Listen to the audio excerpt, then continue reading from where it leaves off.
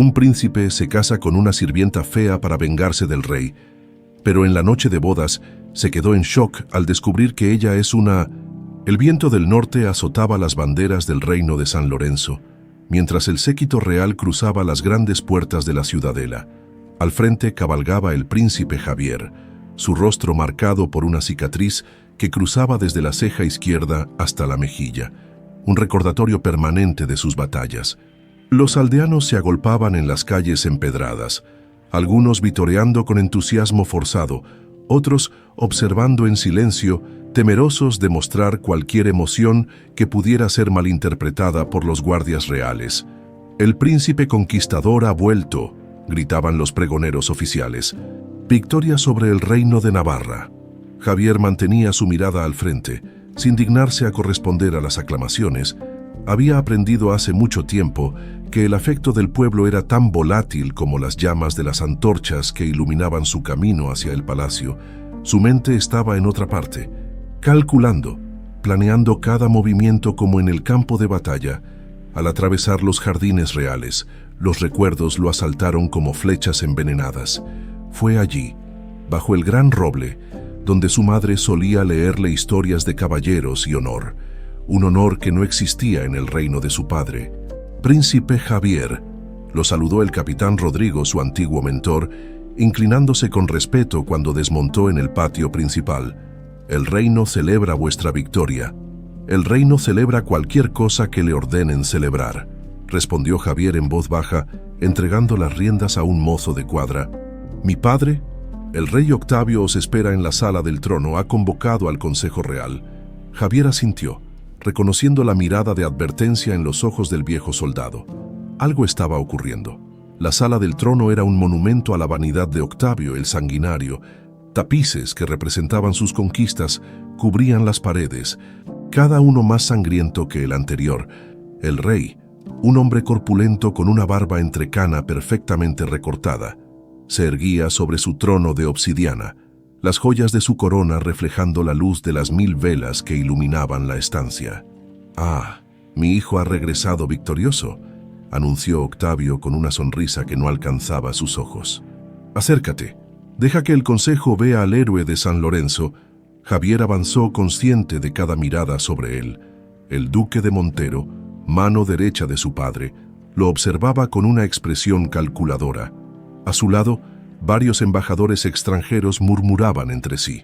«He cumplido vuestra orden, Majestad», respondió Javier con una reverencia medida, ni demasiado profunda para parecer servil, ni demasiado superficial para resultar irrespetuosa. «Navarra ha jurado lealtad a la corona de San Lorenzo». «¡Excelente!», exclamó el rey, levantándose para descender los escalones del trono. «Justo a tiempo para tu boda». La palabra cayó como una piedra en un estanque tranquilo.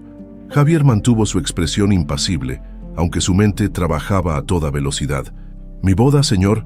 Octavio rodeó los hombros de su hijo con un brazo, un gesto de falso afecto que hizo que Javier se tensara. «La princesa Isabel de Aragón llegará en 2 semanas.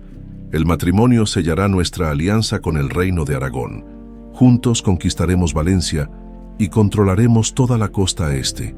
Y ahí estaba, el siguiente movimiento en el tablero de ajedrez sangriento de su padre. Javier asintió, como si considerara la noticia. «Es un gran honor, Majestad». Esa noche, solo en sus aposentos, Javier se acercó al único objeto que conservaba de su madre. Un pequeño retrato oculto en un compartimento secreto de su escritorio. La reina Beatriz lo miraba con ojos amables, tan diferentes a los suyos, ahora endurecidos por años de guerra y resentimiento. El recuerdo de aquella noche, 15 años atrás, seguía tan fresco como la sangre en una herida recién abierta. El gran banquete, las risas de los cortesanos, la copa de su madre, su rostro contorsionándose de dolor mientras el veneno hacía efecto, las acusaciones de traición lanzadas por su padre, y luego el exilio a las fronteras para convertirse en un verdadero hombre. «Te lo prometí, madre», susurró Javier al retrato, y ahora ha llegado el momento. Durante días observó la corte desde las sombras, estudiando las rutinas, las lealtades, los secretos susurrados en esquinas oscuras. Fue entonces cuando la vio por primera vez, No llevaba las elegantes sedas de las damas de la corte, sino el áspero lino de los sirvientes. Trabajaba en los establos, pero había algo en su porte, en la forma en que nunca bajaba la mirada que la distinguía. «¿Quién es ella?», preguntó a una de las criadas mientras fingía inspeccionar los preparativos para la llegada de su futura esposa. «Rosario, mi señor», respondió la mujer con una reverencia. «Llegó hace unos meses del campo, trabaja con los caballos». Javier la observó durante días. Notó cómo los otros sirvientes la respetaban a pesar de su posición, cómo incluso algunos nobles la miraban con curiosidad. Había una dignidad inexplicable en sus movimientos, una nobleza que no concordaba con sus ropas raídas. Y entonces, el plan comenzó a tomar forma en su mente. No atacaría a su padre con espadas, sino con lo que más valoraba: su orgullo, su ambición, su reputación ante los otros reinos. Una semana después, mientras el consejo discutía los detalles de la alianza con Aragón, Javier entró en la sala con paso decidido. «He tomado una decisión, padre», anunció interrumpiendo la reunión. «Me casaré como deseáis». Octavio sonrió complacido. «Sabía que entenderías la importancia de esta alianza, pero no con la princesa de Aragón», continuó Javier, sintiendo cómo cada palabra era un puñal que clavaba en el corazón de los planes de su padre. «He elegido a mi propia esposa». Un silencio sepulcral cayó sobre la sala. El rostro de Octavio se transformó lentamente, la sonrisa congelándose en una mueca. «¿Qué estás diciendo?», preguntó con una voz peligrosamente suave. «Me casaré con Rosario, una de las mozas de los establos». El caos estalló en la sala. El duque de Montero se puso de pie. Los embajadores murmuraban escandalizados, y el rostro del rey adquirió un tono purpúreo que Javier conocía bien. Era el mismo color que tenía justo antes de ordenar una ejecución. «¡Guardias!», bramó Octavio levantándose de su trono. «Llevad a mi hijo a sus aposentos». Ha perdido la razón, pero Javier estaba preparado. Varios nobles, secretamente descontentos con el reino de terror de Octavio, se interpusieron. «Con todo respeto, Majestad», dijo el conde de Torres, un hombre que había perdido 2 hijos en las guerras del rey. «El príncipe tiene derecho a elegir. Es la tradición antigua de San Lorenzo». «¿Tradición?», escupió Octavio. «Yo soy la tradición, yo soy la ley». Pero el daño estaba hecho. Los embajadores habían presenciado todo y los rumores volarían más rápido que las flechas. Esa noche, Octavio convocó a Javier a sus aposentos privados. «Te desheredaré», amenazó, su voz temblando de ira apenas contenida. «Te enviaré al exilio. No permitiré esta humillación». Javier se inclinó hacia su padre, bajando la voz para que solo él pudiera escucharlo. «Si me fuerzas a casarme con la princesa, revelaré a los reinos vecinos cómo el glorioso rey Octavio trata a su propio sangre. Les contaré lo que realmente le sucedió a mi madre». La sangre abandonó el rostro del rey. Por primera vez Javier vio miedo en sus ojos. «No te atreverías, Mo. Ponme a prueba, padre», respondió Javier, la cicatriz de su rostro pareciendo más profunda bajo la luz parpadeante de las velas. «Este es solo el comienzo». La noticia del anuncio del príncipe Javier se extendió por el palacio como fuego en un campo seco. Los susurros recorrían los pasillos, desde las cocinas hasta los aposentos nobles, creando una ola de incredulidad y escándalo. «Una moza de establo. ¿Está loco?», murmuraban las damas de la corte tras sus abanicos de encaje. «Es una estrategia», aseguraban otros. «El príncipe debe tener un plan mayor». Mientras tanto, en las caballerizas reales, Rosario cepillaba el pelaje de un semental negro cuando sintió una presencia detrás de ella. Al voltear, se encontró con 2 guardias reales que la observaban con expresiones indescifrables. «Rosario de la Vega, por orden de Su Alteza Real. El príncipe Javier, debes acompañarnos», anunció uno de ellos con tono formal. La joven dejó el cepillo a un lado y se limpió las manos en el delantal gastado. Su rostro no mostró sorpresa ni miedo, solo una calma que desconcertó a los guardias acostumbrados a ver temor en los ojos de los sirvientes. «¿Se me permite saber el motivo?», preguntó con una voz clara que no encajaba con su apariencia humilde. «No estamos autorizados para informarte, solo para escoltarte». Rosario asintió, se quitó el delantal y los siguió. ignorando las miradas atónitas de sus compañeros. Caminaba con la espalda recta y la cabeza alta, como si fuera ella quien liderara la procesión y no los guardias armados que la flanqueaban. En el ala este del palacio, en una sala alejada de miradas indiscretas, el príncipe Javier esperaba acompañado únicamente por su consejero más cercano, don Alonso, un hombre mayor que había servido también a la difunta reina. Cuando Rosario entró, Javier la estudió con atención. Bajo la luz de los ventanales, pudo apreciar mejor a la joven. Tenía el cabello castaño oscuro recogido descuidadamente bajo un pañuelo, la piel tostada por el sol y las manos encallecidas por el trabajo, pero fueron sus ojos los que confirmaron su elección. Ojos color miel que sostenían su mirada sin titubear, con una dignidad innata que ningún trabajo servil había logrado quebrantar. «Puedes retirarte, don Alonso», ordenó Javier cuando quedaron solos. El príncipe fue directo al grano. «Tengo una propuesta para ti, Rosario, una que cambiará tu vida para siempre». Ella guardó silencio, esperando que continuara. «Voy a casarme contigo». Un parpadeo fue la única reacción visible de Rosario. «¿Por qué?», preguntó simplemente. Javier no esperaba esa respuesta. Las otras muchachas del reino habrían saltado de alegría, habrían llorado de emoción o se habrían desmayado. Esta mujer simplemente quería saber sus motivos. «Mis razones son complejas», respondió acercándose a ella. «Pero te ofrezco un trato justo. Cásate conmigo. Cumple tu papel como mi esposa durante un año, y luego te concederé tierras y libertad. Serás una mujer rica e independiente, algo que pocas pueden soñar en este reino». Rosario lo miró fijamente, como si intentara leer algo en sus ojos. «¿Y qué implica exactamente ser tu esposa durante ese año?»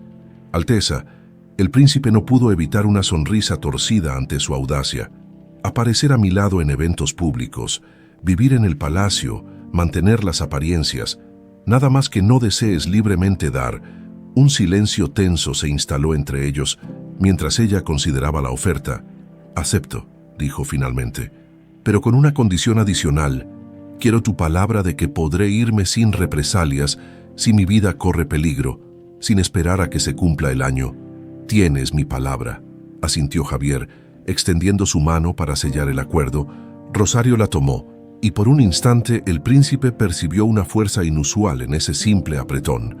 Al día siguiente, el rey Octavio convocó al Consejo Real en pleno. Su rostro era una máscara de contención, pero todos podían sentir la ira hirviendo bajo la superficie. «He decidido permitir este absurdo matrimonio», anunció con voz controlada. «Mi hijo, el príncipe Javier, se casará con la plebeya de su elección». Los murmullos sorprendidos recorrieron la sala. Nadie esperaba esa concesión. «Pero», continuó el rey, levantando una mano para silenciar el murmullo, «la ceremonia será simple, sin los festejos tradicionales que corresponden a la realeza, y no habrá reconocimiento oficial por parte de los reinos aliados». Javier, de pie a un lado del trono, mantuvo su expresión impasible. Sabía que su padre planeaba humillarlo, hacer que el matrimonio pareciera vergonzoso, casi clandestino, pero eso no importaba para sus planes. «Como ordenéis, padre», respondió con una reverencia calculada. «La ceremonia se realizará en 3 días. En la capilla del palacio, los preparativos comenzaron de inmediato. Una habitación en el ala sur, lejos de los aposentos principales, fue asignada a Rosario. Doña Carmen, antigua dama de compañía de la fallecida reina, recibió la orden de prepararla para su nuevo papel. La primera vez que doña Carmen vio a la futura esposa del príncipe, algo en su interior se removió inquietantemente. No podía identificar qué era, pero había algo en el modo en que la joven sostenía la taza de té, en la forma en que inclinaba ligeramente la cabeza al escuchar, que despertaba ecos de un pasado que prefería mantener enterrado. «Deberás aprender protocolo básico», explicó Carmen mientras sacaba vestidos sencillos pero adecuados para la nueva posición de Rosario.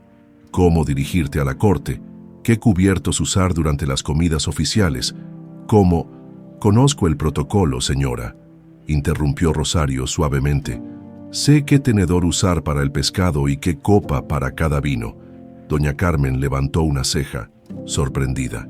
«¿Y cómo una moza de establo ha adquirido tales conocimientos?». Un destello de cautela cruzó el rostro de Rosario. Mi madre adoptiva trabajó en casas nobles antes de fallecer. Me enseñó todo lo que sabía, para que algún día pudiera aspirar a ser doncella de alguna dama importante. La explicación parecía razonable, pero había algo que no encajaba. Carmen decidió observarla con más atención en los días siguientes. Mientras tanto, el duque de Montero, siempre vigilante a los intereses del rey, comenzó a hacer preguntas entre los sirvientes. ¿De dónde viene exactamente?, interrogó a un viejo mozo de cuadra. Llegó hace unos meses, Excelencia. Dijo venir de una aldea en la frontera este. Es callada pero trabaja duro. Los caballos la quieren, especialmente los más difíciles. Familia, conexiones, ninguna que yo sepa, señor. Mencionó que su madre adoptiva murió recientemente. Parece estar sola en el mundo. El duque entrecerró los ojos. Las personas sin pasado siempre eran sospechosas, especialmente cuando estaban a punto de unirse a la familia real. Quiero que la vigilen, cada movimiento, cada palabra, y busquen en las aldeas fronterizas. Alguien debe conocerla. La mañana de la boda, un silencio tenso envolvía el palacio. La nobleza había sido convocada, pero muchos asistían solo por obligación, dispuestos a presenciar lo que consideraban una humillación para la casa real. En sus aposentos, Rosario contemplaba su reflejo en el espejo, mientras doña Carmen arreglaba su cabello. Llevaba un vestido de seda color marfil, sencillo pero elegante, probablemente el descarte de alguna dama de la corte. No había joyas reales para ella, solo un medallón de plata que siempre llevaba oculto bajo sus ropas y que ahora descansaba sobre su pecho. «Debo avisarte, niña», murmuró Carmen mientras aseguraba el velo, «que no esperes amor en este matrimonio. El príncipe tiene sus razones, que no comparte conmigo, pero no tienen nada que ver con el corazón». «No busco amor, doña Carmen», respondió Rosario con una sonrisa enigmática. «Solo un futuro diferente al que me esperaba». Mientras terminaba de arreglarla, Carmen notó algo que la dejó helada. Una pequeña marca de nacimiento en forma de estrella cerca de la clavícula de la joven, usualmente oculta por sus ropas, una marca idéntica a la que había visto hace muchos años en miembros de la familia real de Castilla, el reino destruido por Octavio. Sus manos temblaron ligeramente mientras cubría la marca con el cuello del vestido en la capilla. Javier esperaba con expresión fría. Cuando Rosario entró, un murmullo recorrió la asistencia. A pesar de la sencillez de su atuendo, había una presencia en ella, una luz que no pasaba desapercibida. Caminó sola hacia el altar, sin familia que la entregara, con la dignidad de quien no necesita ser entregada por nadie. El rey observaba desde su sitial, una sonrisa despectiva en sus labios. Este matrimonio sería anulado pronto, cuando su impulsivo hijo se aburriera de su juego de rebeldía, y entonces la plebeya pagaría el precio de haberse atrevido a pisar tan alto. La ceremonia fue breve, casi fría. Javier apenas miró a su novia durante el intercambio de votos. Para él, Rosario no era más que una herramienta. El primer movimiento en su partida de ajedrez contra el rey, la joven, por su parte, pronunció sus votos con voz clara y firme, como quien está acostumbrada a sellar pactos de importancia, cuando el sacerdote los declaró maridos. Ninguno de los dos sonrió. Sus manos permanecieron unidas solo el tiempo necesario para la bendición final, y luego cada uno tomó su propio camino en la procesión de salida. Esa noche, San Lorenzo tenía una nueva princesa, una princesa que nadie conocía realmente, pero cuya presencia, como un tablero de ajedrez recién dispuesto, anunciaba que el juego apenas comenzaba. Las primeras luces del alba se filtraban por los pesados cortinajes de la habitación nupcial cuando Javier despertó. Había pasado la noche en un diván junto a la ventana, dejando la cama para su nueva esposa. Un matrimonio de conveniencia en todos los sentidos, sin consumación, sin intimidad real. Observó a Rosario, quien dormía plácidamente. En reposo, sus facciones parecían aún más delicadas, casi aristocráticas. El príncipe apartó ese pensamiento y se vistió silenciosamente. Tenía asuntos que atender. En los pasillos, los sirvientes inclinaban la cabeza a su paso, pero Javier percibía las miradas de soslayo, los cuchicheos que se apagaban con su presencia. La corte entera especulaba sobre el extraño matrimonio del príncipe guerrero con una moza de establo. «Buenos días, Alteza», lo saludó el conde de Torres, uno de los pocos nobles que apoyaban secretamente sus movimientos contra el rey. «La vida matrimonial os sienta bien, mejor de lo que la corte imagina», respondió Javier con una sonrisa enigmática. «¿Los demás están reunidos?». El conde asintió y lo guió hasta una sala apartada en el ala oeste del palacio. Allí esperaban 3 nobles más: el barón de Altamira, cuyos territorios habían sido diezmados por los impuestos de Octavio; don Felipe de Luna, un erudito cuyo hermano fue ejecutado por criticar las campañas militares del rey; y la marquesa de Valverde, una viuda cuyas tierras codiciaba el duque de Montero. «Mis leales amigos», comenzó Javier cerrando la puerta, «el tablero está dispuesto. Mi matrimonio ha causado exactamente la reacción que esperábamos.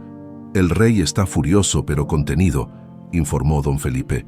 «Mis contactos en la cocina real dicen que ha roto 3 copas de cristal contra las paredes, pero públicamente finge que todo va según sus deseos. El duque de Montero es quien más me preocupa», intervino la marquesa. «Ha enviado hombres a investigar a vuestra esposa.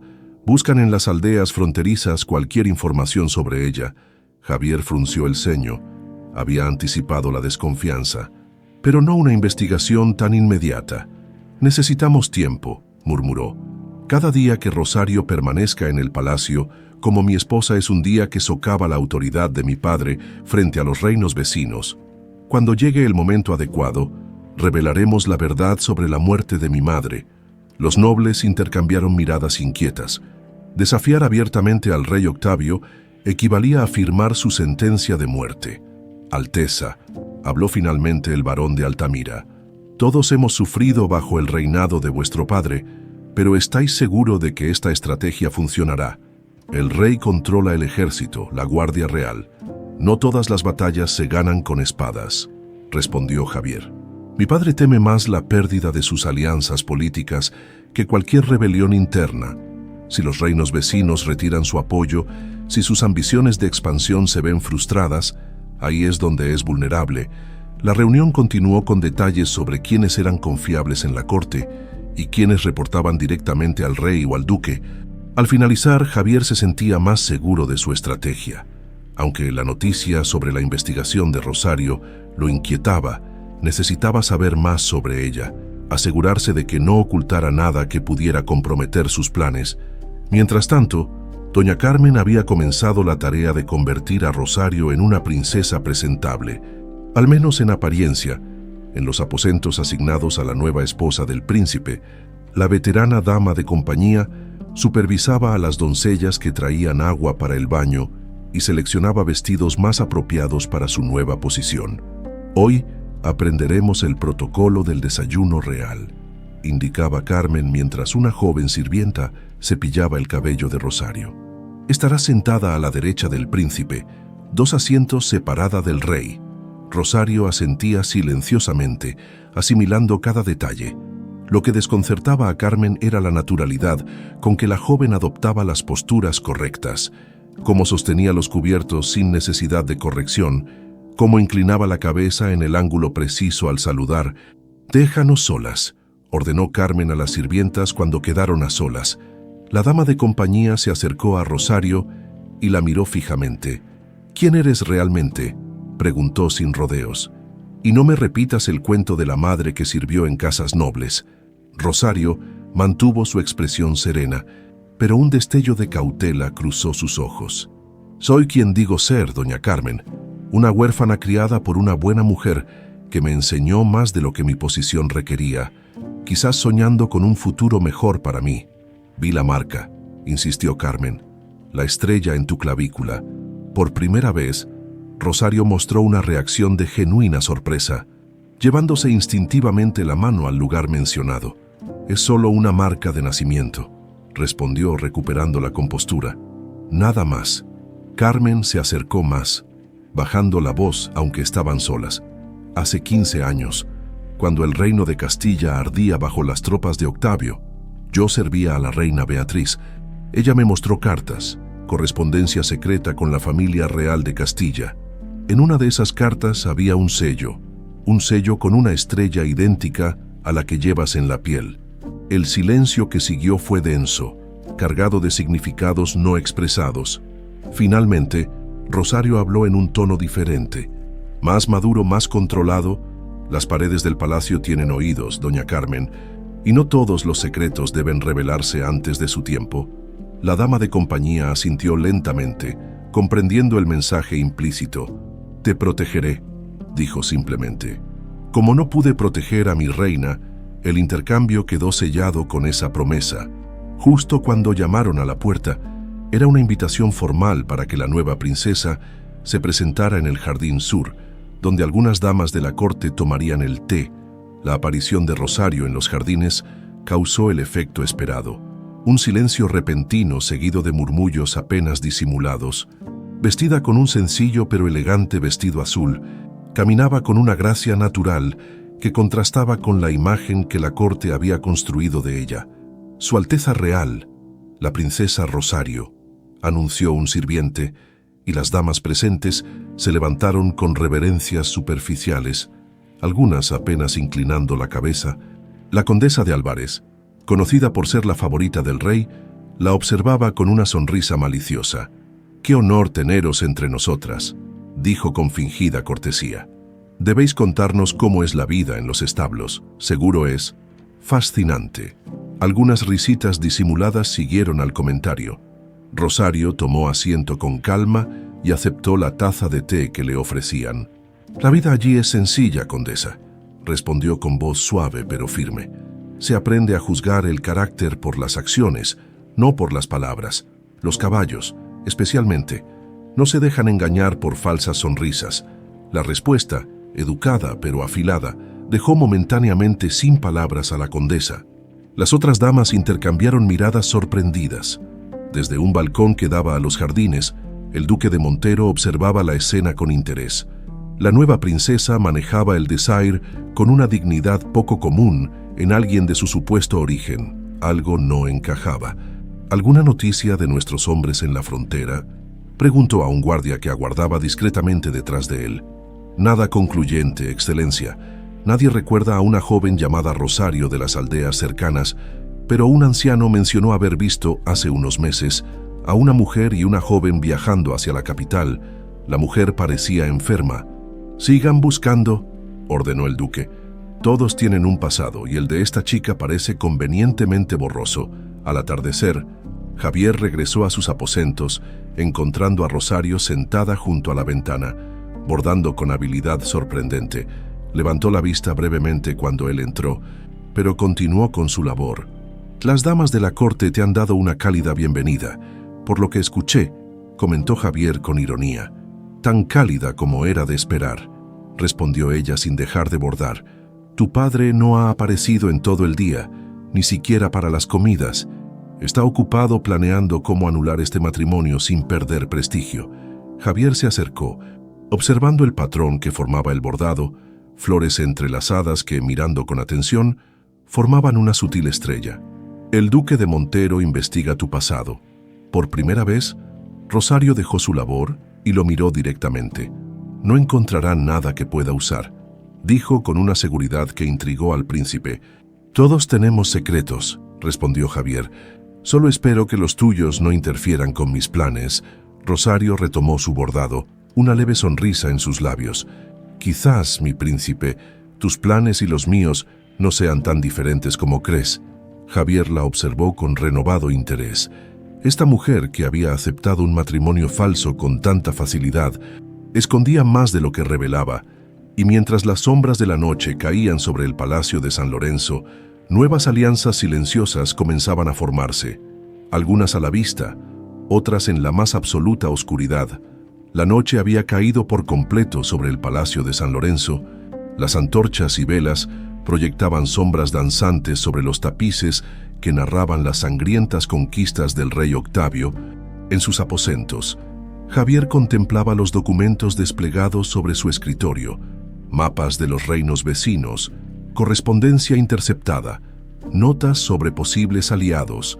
Su mente, entrenada en la estrategia militar, ahora aplicaba ese mismo rigor a su venganza. Un suave golpe en la puerta interrumpió sus pensamientos. «Adelante», ordenó, cubriendo rápidamente los papeles más comprometedores. Rosario entró ya vestida con un sencillo camisón de noche y una bata. Su cabello, habitualmente recogido, caía ahora libremente sobre sus hombros, enmarcando un rostro que la luz de las velas revelaba sorprendentemente hermoso. Sin la capa de polvo que solía cubrirlo en los establos, las doncellas insistieron en prepararme para la noche, explicó ella, notando la mirada evaluadora de Javier. Doña Carmen les dejó claro que debían retirarse una vez terminaran. «Bien», asintió él, indicándole que tomara asiento frente al fuego. «Debemos hablar». Rosario se acomodó en un sillón, manteniendo una distancia prudente. Ambos eran conscientes de que, a pesar de los votos matrimoniales, seguían siendo dos extraños unidos por intereses que quizás ni ellos mismos comprendían completamente. «Mi padre no ha hecho ningún movimiento público contra nuestro matrimonio», comenzó Javier. «Eso significa que planea algo más sutil, probablemente relacionado con tu pasado. ¿Y qué te preocupa exactamente?», preguntó ella, sosteniéndole la mirada. «¿Que descubra algo sobre mí que pueda usar contra ti? Precisamente, antes de continuar con nuestro acuerdo, necesito saber quién eres realmente». Un silencio tenso se instaló entre ellos. Rosario jugueteaba distraídamente con el medallón de plata que siempre llevaba al cuello. Incluso ahora, Javier lo notó por primera vez con verdadera atención. «Ese medallón», señaló, «no es una simple joya de campesina». Los dedos de Rosario se cerraron protectoramente sobre el objeto. «No, no lo es», admitió finalmente con un movimiento deliberado. Se levantó y se acercó a la puerta, asegurándose de que estuviera bien cerrada. Luego regresó al sillón y, tras un momento de duda, se quitó el medallón. «Míralo bien», dijo entregándoselo a Javier. El príncipe lo tomó examinándolo bajo la luz. No era un simple medallón, sino un sello. Grabado en la plata había un escudo de armas que reconoció de inmediato. Una estrella de 5 puntas rodeada por 2 leones rampantes. «El sello real de Castilla», murmuró, levantando la mirada con sorpresa. «¿Cómo lo conseguiste?». Rosario no respondió de inmediato. En su lugar se levantó y se dirigió a la cama, donde había dejado una pequeña bolsa de cuero. De ella extrajo un fajo de documentos cuidadosamente envueltos en tela encerada. «Mi madre adoptiva, doña María, guardó esto hasta su lecho de muerte», explicó, regresando con los papeles. «Me los entregó hace apenas un mes. Junto con la verdad sobre mi origen». Javier desplegó los documentos con cuidado. El primero era una carta con el sello real de Castilla, fechada 15 años atrás. Al leerla, su respiración se aceleró. Era una carta de legitimación, reconociendo a una niña llamada Alma como hija natural del rey Alfonso de Castilla, nacida de una relación con una dama de la corte fallecida en el parto. «Tú eres», comenzó mirándola con asombro. «Alma de Castilla», completó ella, enderezando instintivamente la espalda. «La hija natural pero reconocida del rey, dada por muerta en el incendio del palacio durante la invasión de tu padre». Javier continuó revisando los documentos. Había registros de nacimiento, cartas personales y finalmente algo que lo dejó helado, una misiva dirigida al rey de Castilla, advirtiendo sobre los planes de invasión de Octavio. La carta estaba firmada por la reina Beatriz de San Lorenzo. «Mi madre», susurró, sus dedos trazando la firma familiar. «Ella intentó advertirles, y por eso fue eliminada», asintió Rosario, o más bien, Alma. «Doña María era cocinera en el Palacio de Castilla. La noche del ataque, me encontró escondida en las cocinas y huyó conmigo. Me crió como su hija, cambiando nuestros nombres, moviéndonos constantemente para evitar ser descubiertas». Javier se levantó, demasiado agitado para permanecer sentado. Las implicaciones eran enormes. «¿Por qué venir aquí? ¿Por qué arriesgarte a entrar en la boca del lobo?», preguntó, tratando de entender la lógica de sus acciones. Alma se acercó a la ventana, observando las torres oscuras del palacio, que una vez habría sido su hogar en un universo alternativo. «Doña María enfermó gravemente hace un año. Antes de morir, me reveló toda la verdad y me entregó estos documentos», Al principio no supe qué hacer con esta información. Su voz adquirió un tono más duro, pero luego comprendí que tenía una oportunidad única. El hombre que destruyó mi reino, que asesinó a mi familia, seguía vivo y próspero, sin pagar por sus crímenes. Javier asintió, comprendiendo perfectamente ese sentimiento. «Viniste a buscar venganza», concluyó. «Justicia», corrigió ella. «Vine a buscar justicia. Conseguí trabajo en los establos porque necesitaba observar, entender cómo funcionaba el palacio, encontrar debilidades en el régimen de Octavio». Hizo una pausa. «Nunca esperé que el hijo del rey me ofreciera un camino directo hacia él. La ironía de la situación no escapaba a ninguno de los dos. Habían contraído matrimonio como parte de planes individuales de venganza, sin saber que sus historias estaban entrelazadas desde mucho antes». Javier caminó hacia ella, observándola bajo esta nueva luz. No era una simple moza de establo con porte digno, era una princesa legítima, la última superviviente de un linaje real destruido por su propio padre. «El medallón, la marca de nacimiento», murmuró. «Doña Carmen lo sabe, ¿verdad?» «Sospecha», confirmó Alma. «Pero no le he revelado toda la verdad, aunque parece leal a la memoria de tu madre». «Lo es», aseguró Javier. «Fue la única que se atrevió a hablarme de las verdaderas circunstancias de su muerte, aunque en medias palabras y advertencias veladas, un nuevo silencio se instaló entre ellos, pero diferente al anterior. Ya no era la tensión de dos extraños con motivos ocultos, sino la complicidad de dos personas unidas por un dolor común, por un enemigo compartido.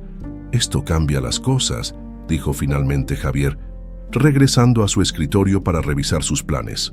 «Tu verdadera identidad podría ser un arma poderosa contra mi padre, pero también te pone en grave peligro. Si el duque de Montero descubre quién eres realmente, no lo hará», afirmó ella con seguridad. «Nadie conoce mi rostro.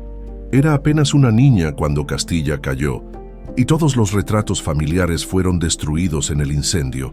Javier la miró, impresionado por su determinación. «Aún así, debemos ser extremadamente cuidadosos. Mi padre es paranoico y despiadado. Al menor indicio de quién eres, ordenará tu ejecución inmediata». Alma se acercó al escritorio. Observando los documentos estratégicos de Javier, «¿Cuál era tu plan original?», preguntó. Antes de saber quién soy, Javier dudó un momento, pero luego decidió que la confianza debía ser mutua. Humillar a mi padre ante los reinos vecinos con este matrimonio era solo el primer paso. Planeo reunir pruebas sobre el envenenamiento de mi madre, sobre las masacres ordenadas en territorios conquistados, sobre los tratos secretos con mercenarios para eliminar a nobles incómodos. Cuando tenga suficientes evidencias, las presentaré ante los embajadores extranjeros y algunos nobles influyentes de reinos vecinos. «Es un buen plan», asintió ella. Asintió. «Pero ahora tenemos algo más poderoso. La prueba de que intentó sabotear la alianza entre Castilla y San Lorenzo mediante el asesinato de la reina, su propia esposa, cuando ella descubrió sus verdaderas intenciones». Javier la miró, por primera vez con verdadera admiración. No era solo una princesa desposeída, era una estratega. «Juntos», dijo tendiéndole la mano, «podemos lograr lo que ninguno conseguiría solo». Alma estrechó su mano, sellando una alianza más auténtica que sus votos matrimoniales. «Por justicia», dijo ella, «por nuestras familias», añadió él esa noche, mientras el palacio dormía, dos almas marcadas por el mismo hombre. Por la misma traición, comenzaron a tejer un nuevo plan. Ya no eran Javier y Rosario, príncipe y sirvienta en un matrimonio de conveniencia, eran Javier y Alma, herederos legítimos de San Lorenzo y Castilla, unidos por la búsqueda de una verdad que podría cambiar el destino de ambos reinos, y en la oscuridad de la noche, sin que ninguno de los dos lo notara todavía, algo más comenzaba a crecer entre ellos, un vínculo que iba más allá de la venganza compartida, más allá incluso de la alianza estratégica, un vínculo que, con el tiempo, podría ser más poderoso que cualquier plan de justicia o retribución. Los días siguientes en el Palacio de San Lorenzo transcurrieron como un elaborado ballet donde cada movimiento estaba cargado de significado, Javier y Alma, quien seguía presentándose como Rosario ante la corte, habían establecido una rutina cuidadosamente orquestada.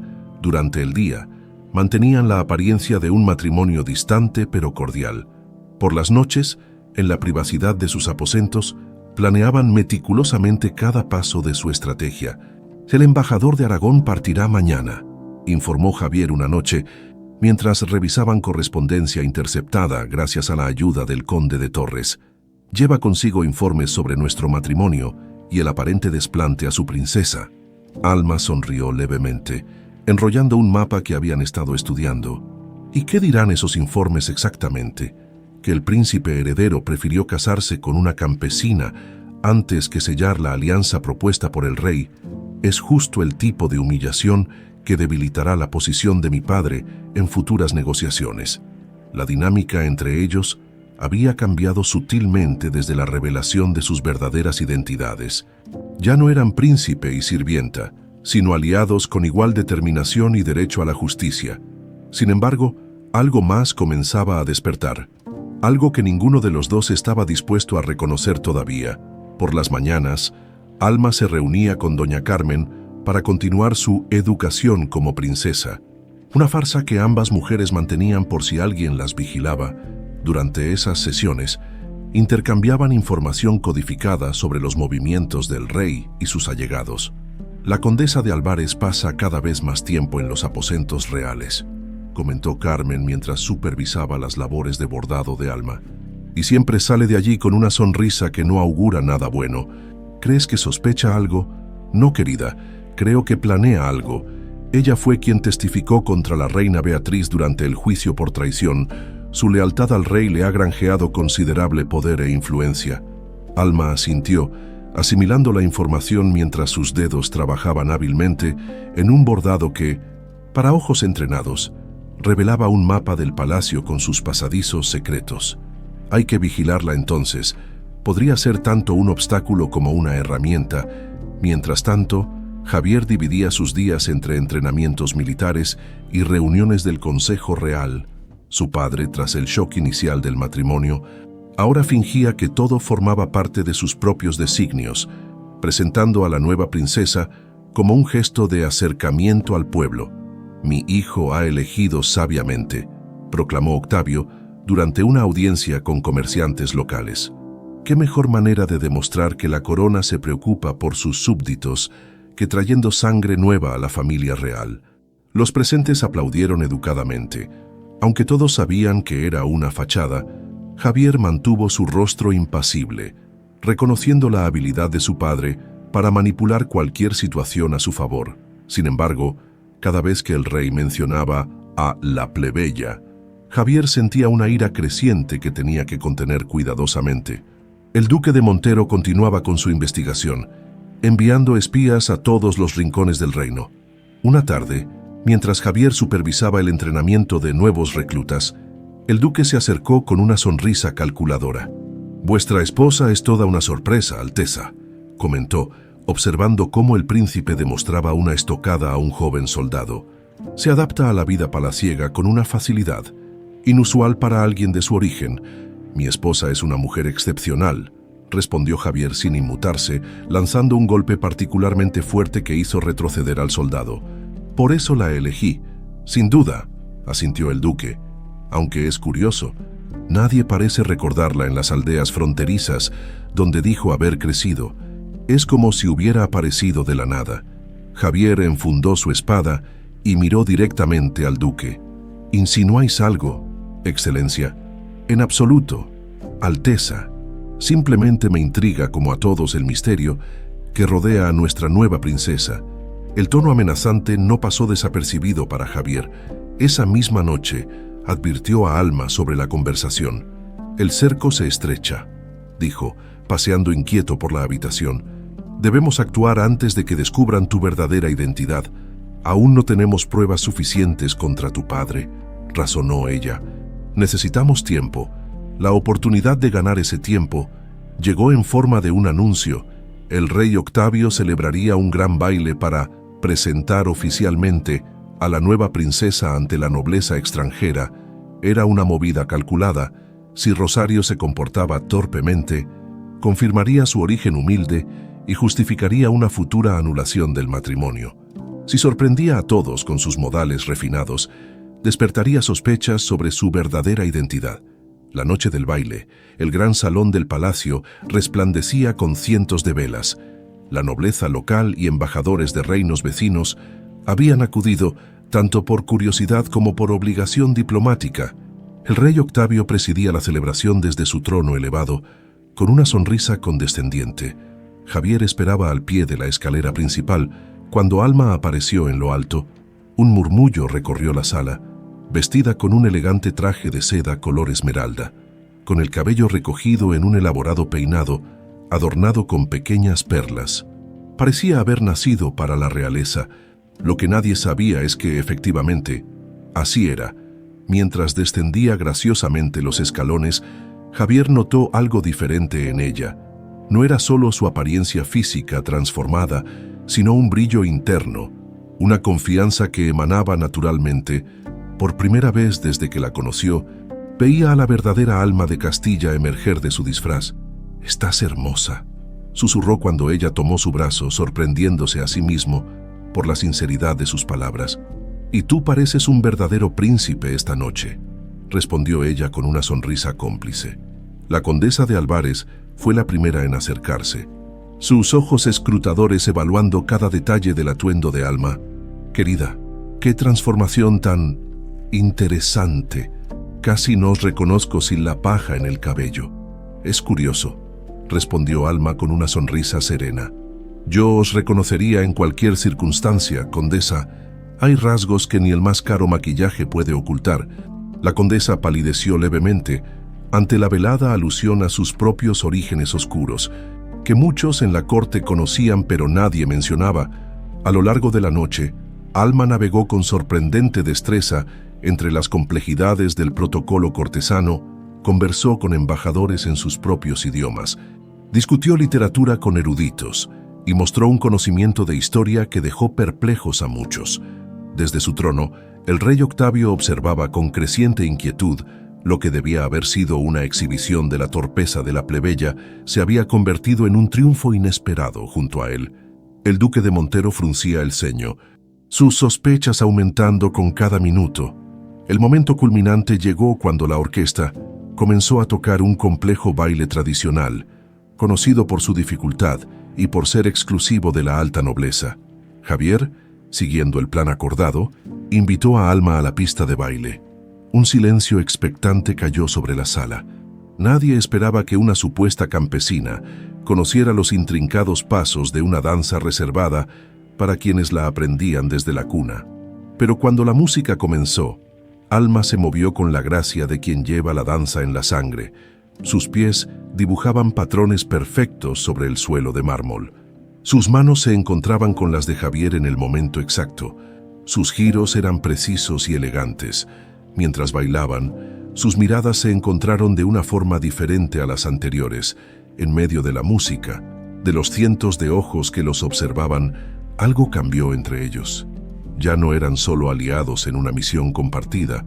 Había una conexión más profunda, un reconocimiento mutuo que iba más allá de sus planes.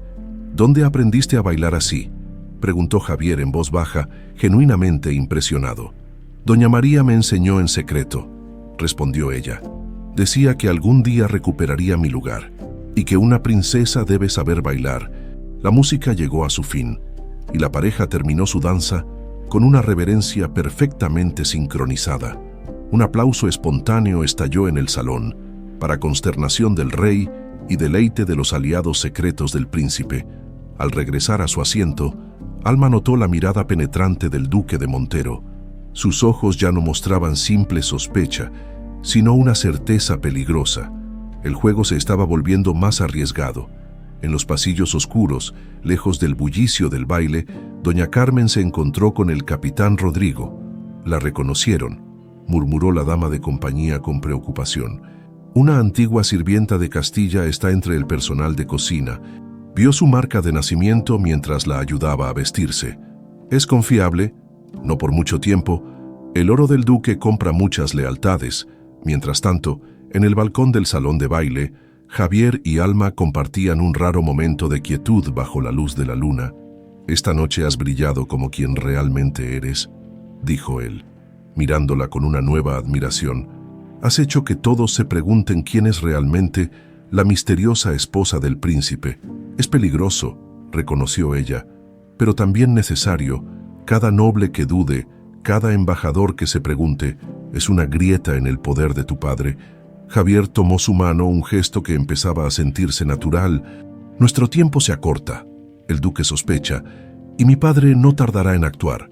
La mirada de Alma se endureció, y por un instante, Javier pudo ver a la princesa guerrera que había sobrevivido a la destrucción de su reino. «Entonces nosotros actuaremos primero». Las semanas posteriores al baile trajeron un cambio sutil pero innegable al Palacio de San Lorenzo. La gente ya no susurraba con desdén sobre la plebeya que se había casado con el príncipe. Ahora los murmullos estaban cargados de curiosidad y asombro. Algunos incluso comenzaban a tratarla con el respeto debido a su título. No por obligación, sino por una genuina impresión. Para Javier, sin embargo, el cambio más desconcertante ocurría dentro de él. Cada mañana, al despertar y encontrar a Alma ya levantada, estudiando mapas o practicando caligrafía para falsificar documentos si fuera necesario, sentía una extraña calidez expandiéndose en su pecho. Por las noches, sus conversaciones sobre estrategias y planes se entremezclaban cada vez más con historias personales. Recuerdos de infancia, sueños interrumpidos por la violencia de Octavio. Una tarde, mientras cabalgaban por los límites del bosque real, una excursión que les permitía hablar libremente, lejos de oídos indiscretos, Javier se encontró observando a Alma más de lo necesario. La manera en que el sol arrancaba destellos cobrizos de su cabello, la seguridad con que dominaba su montura, la vivacidad de sus gestos al hablar de su plan, todo ello despertaba en él sentimientos que creía muertos hacía mucho tiempo. «¿Me estás escuchando?», preguntó ella, interrumpiendo sus pensamientos. «Disculpa», respondió Javier, recomponiéndose. «Mencionabas los pasadizos del ala este». Alma lo miró con un destello de diversión en sus ojos. Hablaba de la necesidad de contactar al antiguo maestro de armas de Castilla, que ahora vive exiliado en las montañas, pero claramente tu mente está en otra parte. Javier detuvo su caballo junto a un arroyo cristalino. Desmontando para que el animal bebiera, Alma hizo lo mismo, y por un momento ambos contemplaron en silencio el fluir del agua. «Algo está cambiando», dijo finalmente él, sin mirarla directamente. Entre nosotros, Alma tensó levemente los hombros, pero su voz permaneció serena. «Somos aliados en circunstancias extraordinarias, que es natural que desarrollemos cierta camaradería». «¿Es solo camaradería lo que sientes?». La pregunta quedó suspendida entre ellos como una hoja a punto de caer. Alma giró lentamente hacia él, su expresión una mezcla de vulnerabilidad y cautela. «Sería peligroso sentir algo más», respondió finalmente. «Nuestros objetivos requieren claridad mental, no complicaciones emocionales». Javier dio un paso hacia ella, reduciendo el espacio entre ambos. «¿Y si esas emociones fortalecieran nuestro propósito en lugar de debilitarlo?». Antes de que Alma pudiera responder, el sonido de cascos aproximándose los alertó. Rápidamente retomaron sus monturas, adoptando la postura formal que mantenían en público. Era el capitán Rodrigo, acompañado por 2 guardias. «Alteza», saludó inclinándose, «el rey Octavio solicita vuestra presencia inmediata en la sala del consejo». «¿Ha especificado el motivo?», preguntó Javier, su instinto militar en alerta máxima. «No, mi príncipe, pero el duque de Montero estaba con él y parecían complacidos». Una mirada bastó para que Alma y Javier comprendieran la gravedad de la situación. Algo había ocurrido, y no auguraba nada bueno para sus planes. El regreso al palacio fue tenso y apresurado. Al llegar, doña Carmen esperaba en la entrada con el rostro pálido. La encontraron. Susurró mientras ayudaba a Alma a desmontar fingiendo ajustar su vestido. La sirvienta que reconoció tu marca, el duque, la interrogó personalmente. Un escalofrío recorrió la espalda de Alma, pero mantuvo la compostura. «Cuida de ella», le indicó Javier antes de dirigirse a la sala del consejo. «No salgas de los aposentos bajo ninguna circunstancia». La sala del consejo era un lugar imponente, con enormes vitrales que proyectaban luces multicolores sobre la gran mesa de roble. El rey Octavio presidía la reunión, con el duque de Montero a su derecha y varios consejeros distribuidos alrededor. Todos guardaron silencio cuando Javier entró. «Ah, mi hijo el príncipe», saludó Octavio con una sonrisa que no alcanzaba sus ojos. «Confío en que tu paseo fue agradable». «Lo fue, Majestad», respondió Javier, tomando asiento en el lugar que le correspondía. «¿Qué asunto requiere mi presencia con tanta urgencia?» El rey hizo un gesto al duque, quien desplegó un mapa sobre la mesa. «Hemos recibido noticias inquietantes de nuestros espías en la frontera sur», comenzó Octavio. «Parece que algunos supervivientes del antiguo reino de Castilla están reuniéndose, alimentando rumores sobre una posible heredera viva.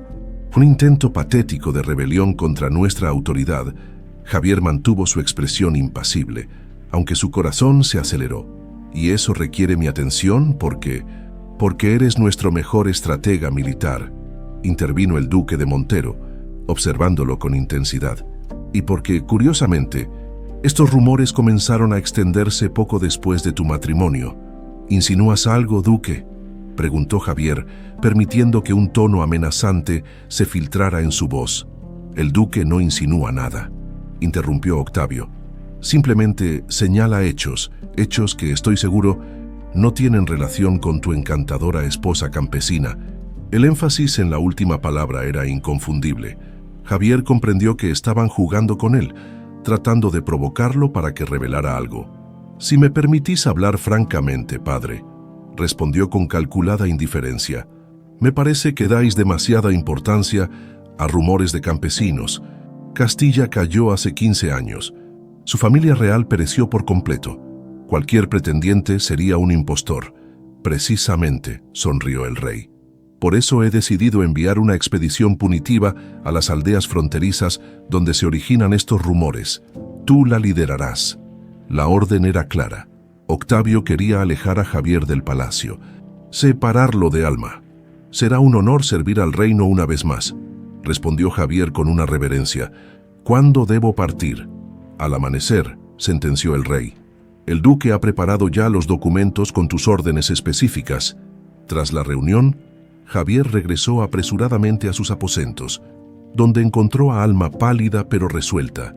Escuchando el informe de doña Carmen, «Lo saben», dijo ella en cuanto lo vio entrar. «La sirvienta confesó todo bajo tortura. Mi marca de nacimiento, mis modales, mi conocimiento de danzas nobles. Aún no han actuado abiertamente», respondió Javier cerrando cuidadosamente la puerta. «Mi padre me envía a sofocar supuestos rumores en la frontera sur. Quiere separarnos. Mientras tú estás lejos, él actuará contra mí», concluyó Alma. «Es la oportunidad perfecta». Doña Carmen asintió gravemente. «Deben prepararme para una acusación formal, quizás incluso un juicio por impostura o traición, igual que hicieron con la reina Beatriz». Un silencio pesado cayó sobre la habitación mientras cada uno consideraba las implicaciones. Finalmente, Javier tomó una decisión. «Debemos adelantar nuestros planes». Esta noche, las horas siguientes, fueron un torbellino de actividad discreta. Mensajes codificados fueron enviados a sus aliados en la corte. Documentos cruciales fueron escondidos en lugares seguros. Rutas de escape alternativas fueron repasadas una última vez. Al caer la noche, cuando el palacio comenzaba a sumirse en la quietud, Javier y Alma compartieron una última cena en sus aposentos, aparentando normalidad por si alguien los vigilaba. «Si algo sale mal mañana», comenzó ella. «No saldrá mal», la interrumpió Javier, cubriendo su mano con la suya sobre la mesa. «Si algo sale mal», insistió Alma. «Quiero que sepas que estos meses contigo han sido más de lo que esperaba. Nuestro matrimonio comenzó como una estrategia, pero se ha convertido en...». Se detuvo, insegura de cómo expresar lo que sentía. Javier apretó suavemente su mano. «Lo sé», dijo simplemente. «Para mí también». Cuando los sirvientes se retiraron dejándolos solos, Javier se acercó a la ventana, observando las estrellas sobre el reino que algún día esperaba gobernar con justicia. «Durante años, lo único que me mantuvo vivo fue el deseo de venganza», confesó. El odio hacia mi padre consumía cada pensamiento, cada acción. No había espacio para nada más. Alma se acercó, situándose a su lado. «Conozco ese sentimiento», respondió. «La venganza se convierte en un refugio, en una razón para seguir adelante. Pero ahora», continuó Javier, girándose para mirarla directamente, «por primera vez desde la muerte de mi madre, hay algo más, algo que no esperaba encontrar». Sus ojos se encontraron en la penumbra de la habitación, iluminada solo por el fuego de la chimenea. Sin palabras, sus rostros se acercaron lentamente hasta que sus labios se encontraron en un beso tentativo, casi temeroso, un beso que rápidamente se transformó en algo más profundo, más urgente, liberando emociones largo tiempo contenidas. Cuando finalmente se separaron, ambos sabían que algo fundamental había cambiado. Ya no eran solo aliados unidos por el dolor y la venganza. Eran dos personas que habían encontrado, contra todo pronóstico, un sentimiento que creían imposible en sus circunstancias. «Esto complica las cosas», murmuró Alma sin apartarse de su abrazo. «O quizás las simplifica», respondió él. «Ahora luchamos no solo por el pasado, sino por un futuro, juntos». Un golpe discreto en la puerta los devolvió bruscamente a la realidad. Era el capitán Rodrigo con noticias urgentes. «La han encontrado», dijo en voz baja. La sirvienta que reconoció a la princesa. Su cuerpo apareció en los jardines. Aparentemente un suicidio, pero antes de morir, habló. «El duque de Montero ha ordenado preparar la sala de audiencias para mañana». Javier y Alma intercambiaron una mirada cargada de determinación. «No habrá audiencia», declaró Javier, «porque esta noche la verdad saldrá a la luz». En sus ojos brillaba una nueva resolución. La venganza seguía siendo su motivación, pero ahora había algo más poderoso impulsándolo: el amor por la mujer que había entrado en su vida como un instrumento de sus planes y se había convertido en la razón para desear un mundo mejor.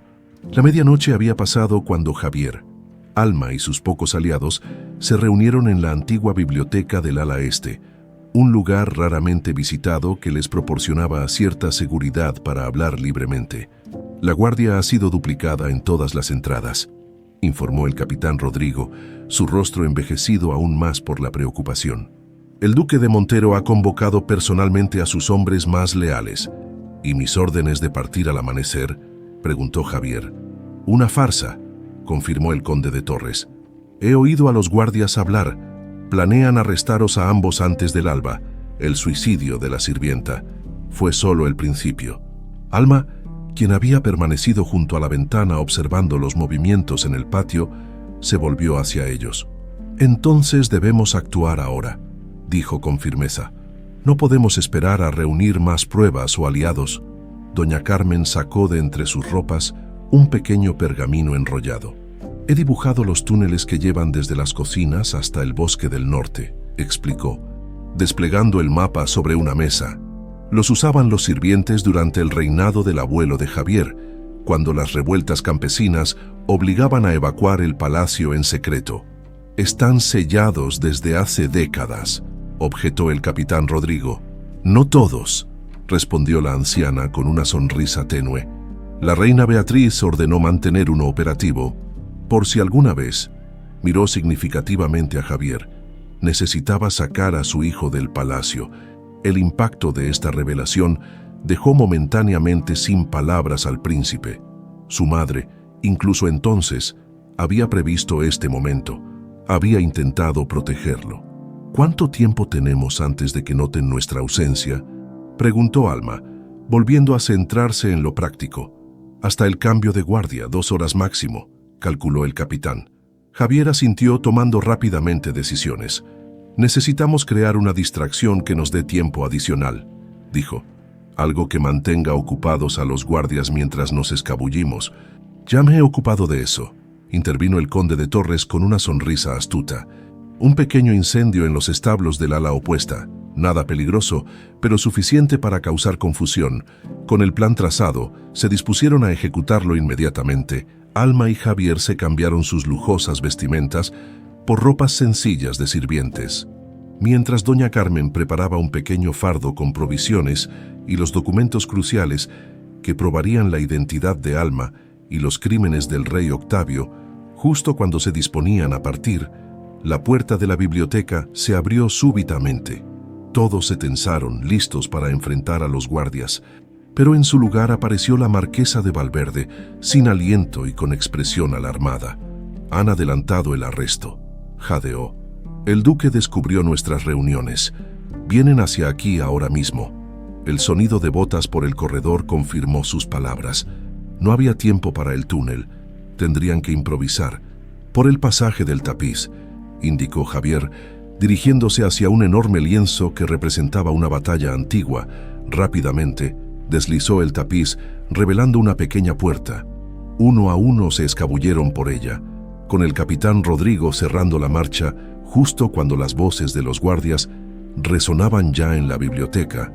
El pasaje era estrecho y polvoriento, claramente en desuso durante años. Avanzaron en fila india, guiados únicamente por una pequeña lámpara que doña Carmen había traído consigo. El túnel descendía en espiral, adentrándose en las entrañas del palacio. «Esto nos llevará hasta la antigua sala de armas», explicó Javier en susurros. «Desde allí podemos acceder a los jardines traseros y luego al bosque». Pero al llegar al final del pasaje, descubrieron que la puerta que debía conducirlos a la sala de armas estaba bloqueada por escombros de un viejo derrumbe. «Maldición», murmuró Javier, evaluando rápidamente la situación. «Tendremos que retroceder y buscar otra ruta». Un toque en su hombro lo hizo volverse. Alma señalaba una pequeña abertura en la pared lateral, apenas visible entre las piedras irregulares. «Aire», dijo simplemente. «Debe conducir a algún lugar». Con esfuerzo, lograron ampliar la abertura lo suficiente para pasar. Se encontraron en un pasaje aún más estrecho que desembocaba, tras varios giros desconcertantes, en las catacumbas bajo la capilla real. El aire era frío y húmedo, cargado con el olor a tierra y piedra vieja. Avanzaron entre antiguas tumbas de nobles olvidados, orientándose con dificultad en la penumbra. «Por aquí», indicó finalmente doña Carmen, reconociendo el lugar. «Hay una salida que da a los huertos», efectivamente. Tras ascender por una estrecha escalera tallada en la roca, llegaron a una trampilla disimulada bajo un frondoso rosal. El capitán Rodrigo la abrió con cautela, verificando que no hubiera guardias cerca. Los jardines estaban extrañamente silenciosos, demasiado silenciosos. Javier sintió de inmediato que algo no encajaba. «Es una trampa», susurró, deteniendo a Alma con un gesto. «Nos esperan», como confirmando sus sospechas. Una flecha silbó en la oscuridad, pasando a centímetros de su cabeza. Inmediatamente, sombras armadas emergieron de entre los arbustos. «¡Corran!», gritó Javier, desenvainando su espada. Hacia el bosque, el grupo se dispersó, con el capitán Rodrigo y el conde de Torres enfrentándose a los guardias para dar tiempo a los demás. Javier y Alma corrieron entre los árboles frutales. Seguidos de cerca por doña Carmen, flechas silbaban a su alrededor, astillando la corteza de los árboles. Estaban a punto de alcanzar el muro exterior cuando un grito de dolor los detuvo. Doña Carmen había caído, una flecha clavada en su pierna. «Seguid», ordenó la anciana con voz firme. «Llevad la verdad al pueblo». Javier dudó un segundo, pero la llegada de más guardias no le dejó alternativa. Tomó a Alma de la mano y corrieron hacia el muro, donde una sección derruida les permitiría escapar. Justo cuando lo alcanzaban, Javier percibió un movimiento por el rabillo del ojo. Sin pensarlo, empujó a Alma hacia adelante mientras giraba para enfrentar el peligro. Una flecha se clavó en su hombro con fuerza brutal, arrancándole un gruñido de dolor. A través de la bruma de agonía, reconoció al arquero, el duque de Montero en persona. «¡Javier!», gritó Alma, volviendo sobre sus pasos. «Vete», ordenó él, tambaleándose pero manteniéndose en pie. «La flecha está envenenada». El duque ya tensaba otra flecha cuando el capitán Rodrigo apareció súbitamente, lanzándose contra él y desviando el disparo. Ambos hombres rodaron por el suelo en feroz combate. Aprovechando la distracción, Alma pasó el brazo de Javier sobre sus hombros y lo ayudó a atravesar el muro. Sus fuerzas comenzaban a fallarle. El veneno actuaba rápidamente. «No puedo», murmuró, sus piernas cediendo bajo su peso. «Sí puedes», insistió ella, su voz una mezcla de determinación y miedo. No te dejaré morir. ¿Me oyes? No ahora. Con una fuerza nacida de la desesperación, Alma logró arrastrarlo hasta los árboles que marcaban el inicio del bosque. Los gritos y el sonido de acero contra acero se desvanecían tras ellos mientras se adentraban en la espesura protectora. La noche avanzaba mientras Alma guiaba a un Javier cada vez más débil a través del bosque. Conocía estas tierras. Durante sus meses trabajando en los establos, había explorado minuciosamente los alrededores, previendo que algún día necesitaría esta información. Tras lo que pareció una eternidad, llegaron a una pequeña cabaña abandonada, oculta entre la vegetación. Había sido un puesto de caza, ahora olvidado y reclamado por la naturaleza. Con esfuerzo, Alma recostó a Javier sobre un jergón improvisado. Su piel ardía, pero al mismo tiempo temblaba de frío. La flecha seguía clavada en su hombro, la carne alrededor ennegreciéndose visiblemente. «Tengo que extraerla», dijo, tratando de mantener la calma mientras buscaba entre las provisiones que habían logrado traer. «El veneno seguirá propagándose mientras esté dentro». Javier asintió débilmente, el dolor distorsionando sus facciones. Alma trabajó rápidamente, primero cortando la ropa alrededor de la herida, luego preparando compresas con las hierbas medicinales que doña Carmen había empacado. «Esto dolerá», advirtió, sosteniendo un cuchillo sobre la llama de una pequeña hoguera que había encendido. Con manos firmes pero gentiles, extrajo la flecha en un movimiento limpio, provocando un grito ahogado de Javier. Inmediatamente aplicó las hierbas sobre la herida y la vendó con tiras de tela limpia. Las horas pasaron agonizantemente lentas. La fiebre aumentaba y disminuía, sumiendo a Javier en delirios donde llamaba a su madre. Revivía batallas pasadas y, cada vez con más frecuencia, susurraba el nombre de Alma. Durante uno de estos episodios, mientras ella cambiaba las compresas sobre su frente, Javier la miró con ojos sorprendentemente lúcidos. «Te amo», dijo con voz ronca pero clara. «Comenzó como venganza, pero ahora eres la razón por la que quiero vivir». Alma contuvo el aliento, sus propias emociones amenazando con desbordarla. «Entonces vive», respondió tomando su mano entre las suyas. «Vive por mí, por nosotros, por el futuro que crearemos juntos». Un ruido fuera de la cabaña la puso inmediatamente en alerta. Tomó la daga de Javier y se preparó para defender sus vidas. La puerta se abrió lentamente, revelando dos figuras: doña Carmen, apoyada en un bastón improvisado, y otra mujer encapuchada cuyo rostro permanecía en sombras. «Gracias a Dios que los encontramos», suspiró la anciana entrando con dificultad. «Seguimos vuestro rastro desde el bosque».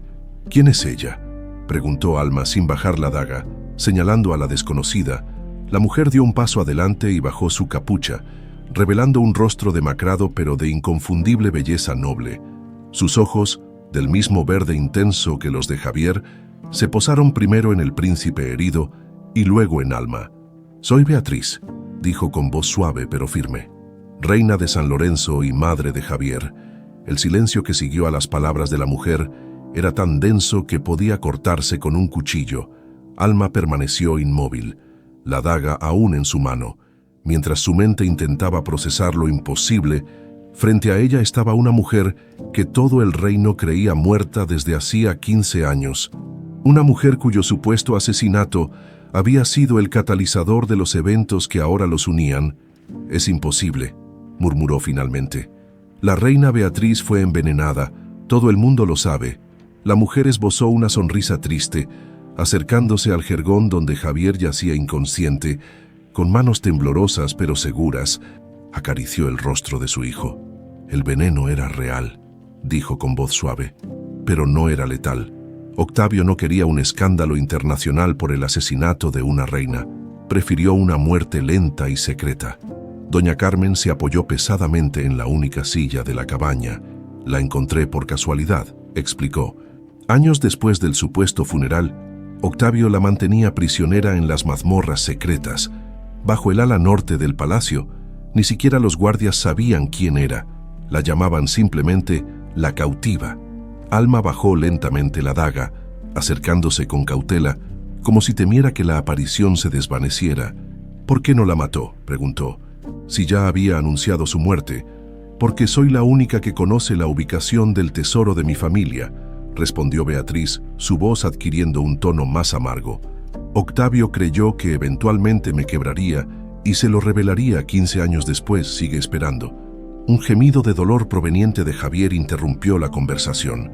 Beatriz se inclinó inmediatamente sobre él, examinando la herida con ojo experto. «Belladona mezclada con acónito», diagnosticó, oliendo los bordes ennegrecidos. «Una mezcla favorita del duque. Necesitamos antídoto». Sin esperar respuesta, abrió una pequeña bolsa que llevaba oculta entre sus ropas y extrajo varios frascos y hierbas secas. «Durante mi cautiverio me permitían cuidar un pequeño huerto medicinal», explicó mientras trabajaba, machacando hojas y mezclando polvos con agua. «Decían que era para mantenerme ocupada, pero en realidad Octavio confiaba en mis conocimientos para tratar a sus hombres heridos en batallas secretas». Alma observaba fascinada la transformación de la frágil mujer en una sanadora segura y eficiente. Sus manos, a pesar de mostrar signos de años de cautiverio, se movían con precisión, mezclando los ingredientes en las proporciones exactas. «¿Cómo escapaste?», preguntó mientras ayudaba a sostener a Javier para que Beatriz aplicara la mezcla sobre la herida. Doña Carmen y Beatriz intercambiaron una mirada cargada de significado. «Yo la ayudé», admitió la anciana. «Hace años descubrí su existencia por casualidad. Desde entonces llevaba comida extra a las mazmorras, medicinas cuando podía. Esperábamos el momento adecuado para actuar, cuando los rumores sobre ti comenzaron a extenderse», continuó Beatriz, dirigiéndose a Alma. «Supe que el momento había llegado. La última heredera de Castilla viva, casada con mi hijo». Sus ojos brillaron con una mezcla de esperanza y determinación. «Por primera vez en 15 años, vi una posibilidad de justicia». Mientras hablaban, Beatriz continuaba tratando a Javier. Le hizo beber una poción amarga que provocó que tosiera violentamente, pero luego pareció respirar con más facilidad. El color comenzaba a regresar lentamente a su rostro. «Funcionará», aseguró Beatriz, «pero necesitará tiempo para recuperarse completamente». Alma asintió, permitiéndose un momento de alivio. Luego, recomponiéndose, se volvió hacia las dos mujeres. «Debemos planear nuestro próximo movimiento. El rey Octavio ya debe saber que hemos escapado y redoblará la búsqueda. Este lugar no es seguro por mucho tiempo. Conozco un refugio en las montañas», ofreció doña Carmen.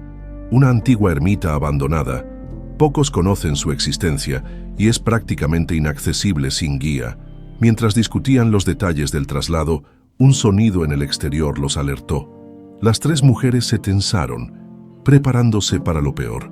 Alma tomó nuevamente la daga, colocándose protectoramente junto a Javier. Pasos cautelosos se acercaron a la puerta. Esta se abrió lentamente, revelando la figura ensangrentada pero erguida del capitán Rodrigo. «Gracias a Dios», exhaló al verlos. «Temía haber llegado demasiado tarde». El veterano soldado entró cojeando, una herida visible en su pierna izquierda. Al ver a Beatriz, se detuvo abruptamente, su rostro transformándose en una máscara de incredulidad. «Mi reina», susurró, cayendo de rodilla a pesar del dolor. «Es imposible». «Levántate, viejo amigo», respondió Beatriz con afecto. «No es momento para formalidades». El capitán se incorporó con dificultad, aún conmocionado pero recuperando rápidamente su pragmatismo militar. «El palacio está en caos», informó. «El rey Octavio ha ordenado una búsqueda exhaustiva, ofreciendo recompensas por la captura del príncipe traidor y la impostora». «Impostora», repitió Alma. «Así te llama», confirmó Rodrigo. «Ha anunciado públicamente que intentabas hacerte pasar por la princesa Alma de Castilla para reclamar tierras y poder. Dice tener pruebas de que la verdadera Alma murió en el incendio». La noticia no sorprendió a ninguno. Era exactamente el tipo de manipulación que caracterizaba a Octavio. «¿Y el conde de Torres, doña Carmen?», preguntó Alma notando la ausencia del noble. El rostro de Rodrigo se ensombreció. «El conde no lo logró. Se sacrificó para darnos tiempo. En cuanto a los demás aliados, Algunos han sido arrestados, otros han huido. La corte está dividida. La noticia golpeó a todos como un cubo de agua fría. El sacrificio del conde era un recordatorio doloroso de lo que estaba en juego. Mientras procesaban esta información, Javier comenzó a agitarse en su improvisado lecho. Sus ojos se abrieron lentamente, desorientados al principio, luego enfocándose gradualmente en los rostros que lo rodeaban, cuando su mirada se posó en Beatriz. El tiempo pareció detenerse. «Madre», susurró, su voz apenas audible. «Mi niño», respondió ella, lágrimas corriendo libremente por sus mejillas. «Mi valiente niño». Con esfuerzo, Javier extendió una mano temblorosa hacia ella, como para asegurarse de que no era una alucinación producida por la fiebre. Cuando sus dedos tocaron el rostro de Beatriz, un sollozo escapó de su garganta. «Creí que estabas muerta», dijo, su voz quebrándose. «Te vi caer en ese banquete. Te lloré durante años». «Lo sé, mi amor», respondió ella, sosteniendo su mano contra su mejilla. «Y cada día en esa mazmorra pensaba en ti. Oraba por ti. Vivía por el día en que pudiera verte de nuevo». El reencuentro entre madre e hijo era tan íntimo, tan profundamente conmovedor, que los demás se retiraron discretamente a la parte exterior de la cabaña, dándoles espacio para este momento que habían esperado durante 15 largos años. Afuera, bajo el cielo que comenzaba a clarear, Alma, doña Carmen y el capitán Rodrigo discutían sus opciones. «No podemos permanecer aquí», insistía Rodrigo. «Los hombres del duque conocen el bosque. Es cuestión de tiempo antes de que nos encuentren. Javier no está en condiciones de viajar», objetó Alma. «El veneno ha debilitado su cuerpo. Moverlo podría matarlo, doña Carmen». Siempre la voz de la razón intervino. «Tenemos hasta el mediodía, quizás menos. En el palacio, los rumores ya están corriendo. Algunos hablan de ver a la reina muerta vagando por los pasillos. La gente está confundida, asustada. Es el momento perfecto para sembrar más dudas sobre Octavio». «¿Qué propones?», preguntó Alma.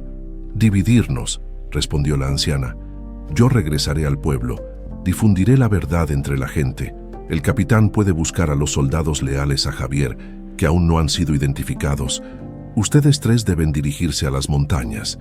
Al refugio que mencioné el plan tenía sentido, aunque separarse era arriesgado». Mientras debatían los detalles, Beatriz salió de la cabaña. «Javier quiere hablar con todos», anunció. «Ha recobrado algo de fuerza».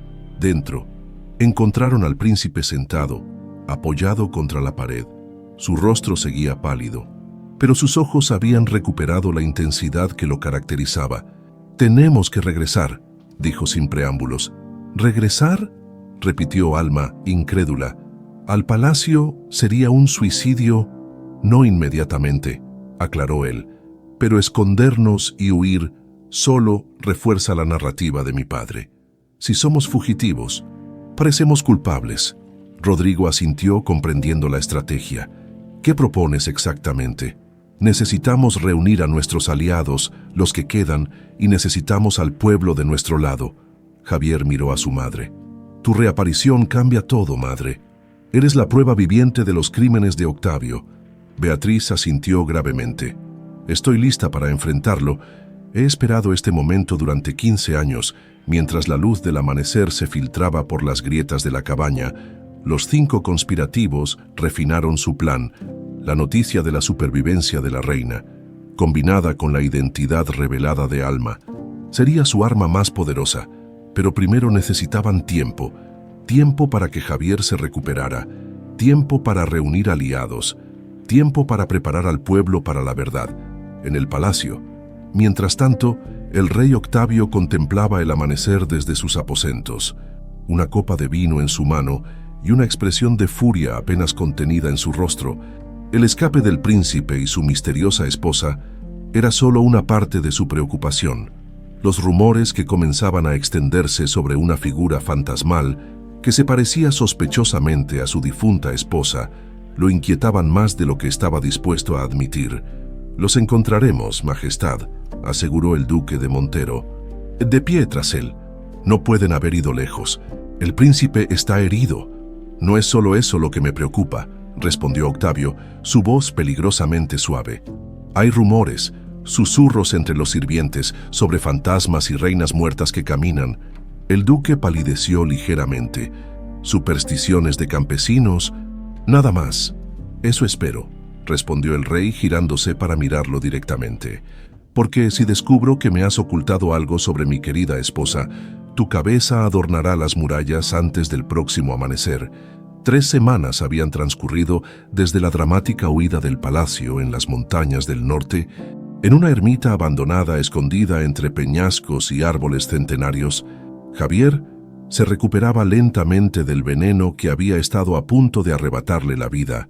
Cada día, bajo los cuidados de su madre y Alma, sus fuerzas regresaban gradualmente. Durante esas semanas, mientras su cuerpo sanaba, su mente trabajaba incansablemente. Largas conversaciones con Beatriz le permitieron finalmente conocer toda la verdad, cómo ella había descubierto los planes de Octavio para invadir Castilla, cómo había intentado advertir a sus gobernantes y cómo, al ser descubierta, fue envenenada públicamente pero mantenida con vida en secreto. Tu padre siempre codicié el tesoro de mi familia, explicaba Beatriz una tarde mientras cambiaba los vendajes de Javier. Joyas ancestrales, pero sobre todo, documentos que legitiman reclamos territoriales antiguos. Durante 15 años me torturó para obtener su ubicación. ¿Y nunca se lo revelaste?, preguntó Alma, admirada por la fortaleza de esta mujer. Una sonrisa enigmática se dibujó en el rostro de Beatriz. El tesoro nunca existió como él lo imaginaba. Las verdaderas joyas de mi familia eran conocimientos, alianzas y secretos que podrían destruirlo. Los días en la ermita no transcurrían solo en conversaciones. A medida que Javier recuperaba sus fuerzas, Alma y él planificaban meticulosamente su regreso. El capitán Rodrigo visitaba la ermita periódicamente, trayendo noticias del reino y llevándose instrucciones para los aliados que permanecían ocultos. El pueblo está agitado, informó una noche mientras compartían una modesta cena. Los rumores sobre la reina Beatriz se han extendido como fuego. Algunos afirman haberla visto en el mercado, otros en la catedral. Doña Carmen ha hecho un trabajo excelente sembrando la duda. ¿Y mi padre?, preguntó Javier. Cada vez más paranoico, ha ordenado arrestos masivos de cualquiera que propague mentiras sediciosas. Los calabozos están llenos, pero eso solo ha aumentado el descontento. Los comerciantes han comenzado a retener suministros, alegando temor a viajar por los caminos infestados de rebeldes. Javier asintió, satisfecho. El plan estaba funcionando. La autoridad de Octavio se erosionaba lentamente, minada por rumores y desconfianza. ¿Qué hay de los soldados?, preguntó Alma. Muchos recuerdan con afecto a la reina Beatriz, respondió Rodrigo, y respetan al príncipe Javier como comandante. He hablado discretamente con los capitanes más confiables. Cuando llegue el momento, tendremos al menos 1/3 de la guardia de nuestro lado. A medida que los días pasaban, más aliados encontraban su camino hasta la ermita. Nobles descontentos, guardias leales, incluso algunos antiguos sirvientes del Palacio de Castilla que habían reconocido a Alma por los rumores. Cada uno traía información. Cada uno ofrecía su lealtad a los verdaderos herederos. Una mañana particularmente fría, mientras discutían los detalles finales de su plan, un mensajero llegó jadeando a la ermita. Era uno de los jóvenes escuderos del capitán, apenas un muchacho de 15 años. El rey Octavio, anunció entre respiraciones agitadas, ha anunciado una gran celebración para su aniversario de coronación, 3 días de festejos, con todos los nobles y embajadores extranjeros invitados. Javier y Alma intercambiaron una mirada cargada de significado. Era la oportunidad que habían estado esperando. ¿Cuándo?, preguntó Javier. En 1 semana, mi señor. Un silencio descendió sobre la estancia mientras todos asimilaban la información. Finalmente, Javier se puso de pie. Su figura volvía a ser la del comandante respetado, el príncipe heredero legítimo. Este es el momento que hemos estado preparando, declaró. Octavio reunirá a toda la corte, a los embajadores, al pueblo en un solo lugar. No podríamos pedir mejor escenario para desenmascararlo. Los días siguientes fueron un torbellino de actividad. Mensajeros partían con instrucciones específicas para los aliados en el palacio y la ciudad. Armas Eran distribuidas discretamente. Documentos cruciales, cuidadosamente preservados, eran revisados una última vez la víspera de su partida. Alma encontró a Javier contemplando el atardecer desde una pequeña cornisa en lo alto de la ermita. Se acercó silenciosamente, colocándose a su lado. «Mañana cambiaremos el destino de 2 reinos», dijo ella, su voz mezclándose con el viento de montaña. Javier tomó su mano, entrelazando sus dedos con los de ella. «Cuando todo esto comenzó, solo pensaba en venganza», confesó. «Ahora pienso en justicia, en reconstrucción, en un futuro». Alma apoyó su cabeza en el hombro de él, un gesto que se había vuelto natural entre ellos durante esas semanas juntos. «Un futuro que construiremos juntos», afirmó. «Si sobrevivimos a mañana», Javier giró hacia ella, tomando su rostro entre sus manos, con una ternura que contrastaba con la dureza que la vida le había impuesto. «Sobreviviremos», prometió. «Y cuando todo termine, cuando Octavio haya respondido por sus crímenes, te pediré formalmente que seas mi esposa, no como parte de un plan, no como una alianza estratégica, sino porque te amo, Alma de Castilla». Ella sonrió, lágrimas contenidas brillando en sus ojos. «Ya soy tu esposa. Según las leyes de San Lorenzo, una boda real entonces», insistió él, «con todo el reino como testigo, una unión que sane las heridas entre nuestros pueblos». Sellaron esta promesa con un beso que contenía tanto sus esperanzas como sus temores por el día que se avecinaba. El amanecer del día siguiente los encontró ya en camino hacia la capital. Viajaban en pequeños grupos separados para no llamar la atención. Javier, Alma y Beatriz, acompañados únicamente por el capitán Rodrigo y 2 guardias de confianza, tomaron la ruta más larga pero menos vigilada, a través de aldeas donde tenían simpatizantes. En cada pueblo que atravesaban podían sentir el cambio en el ambiente. La gente murmuraba a su paso, algunos haciendo reverencias disimuladas, otros ofreciendo comida o información sobre movimientos de tropas. El reino entero parecía contener la respiración, esperando algo que no podían nombrar pero sentían inminente. Al atardecer del segundo día, desde lo alto de una colina, finalmente divisaron las torres del Palacio de San Lorenzo, recortadas contra el cielo rojizo. «Hogar», murmuró Beatriz, su voz cargada de emociones contradictorias. «Nunca pensé que volvería a verlo como una mujer libre».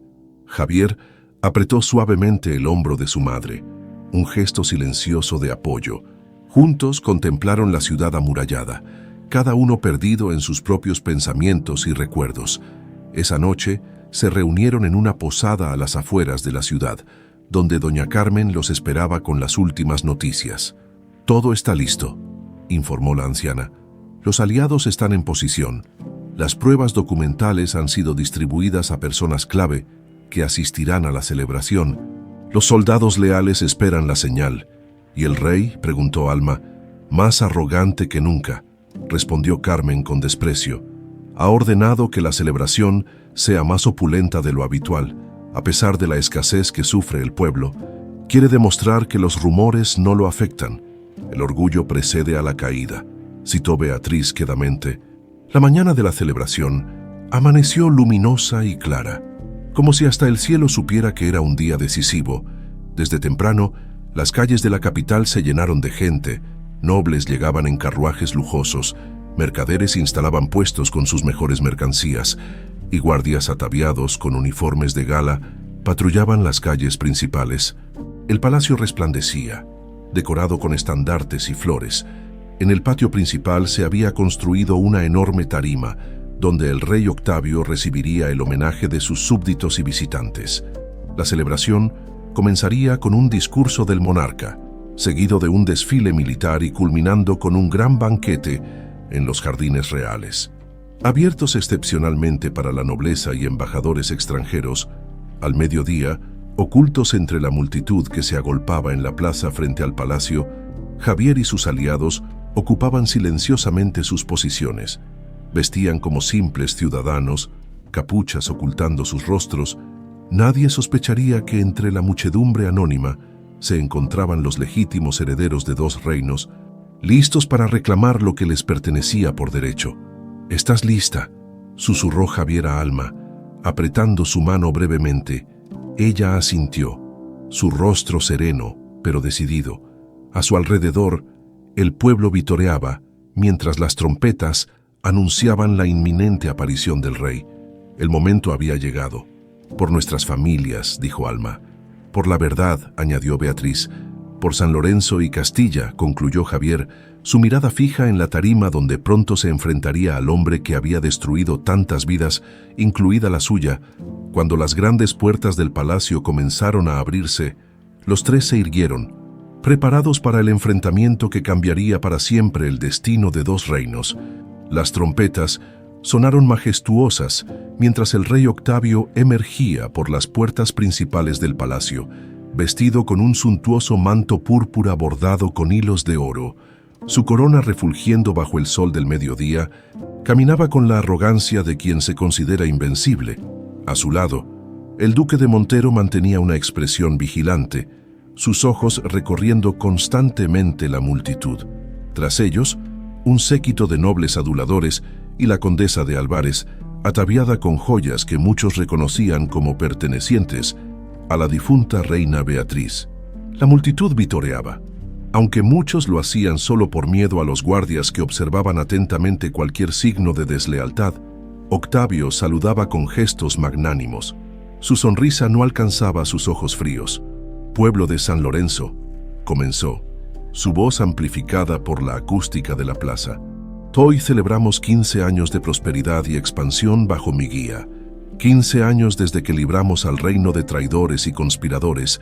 Entre la multitud, Javier sintió que la sangre le hervía ante la desfachatez de aquellas palabras. Alma apretó su mano, recordándole silenciosamente el plan. No era momento para arrebatos emocionales. El discurso de Octavio continuó. Una sarta de mentiras sobre victorias militares, alianzas beneficiosas y prosperidad económica que contrastaba crudamente con la realidad del pueblo hambriento que lo escuchaba.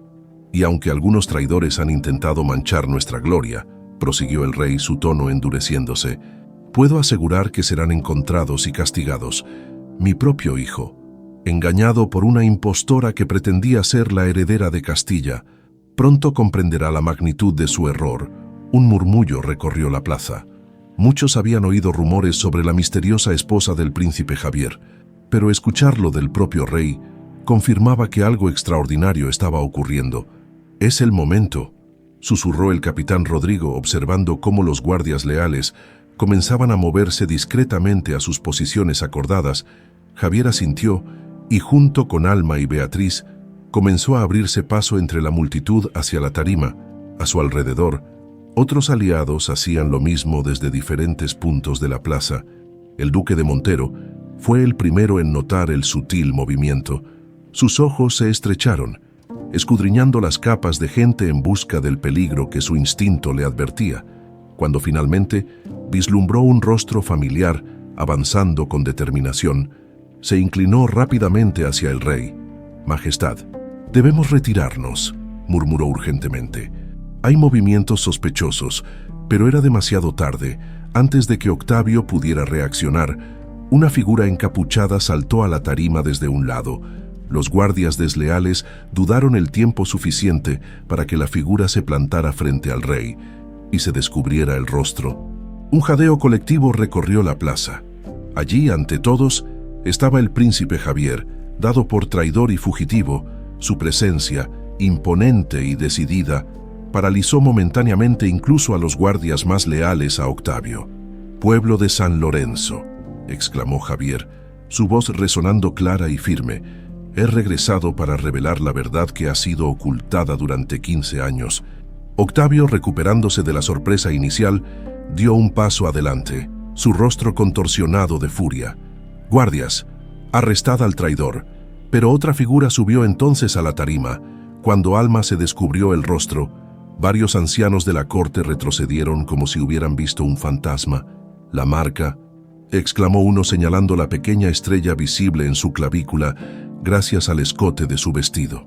«Es la marca de la Casa Real de Castilla.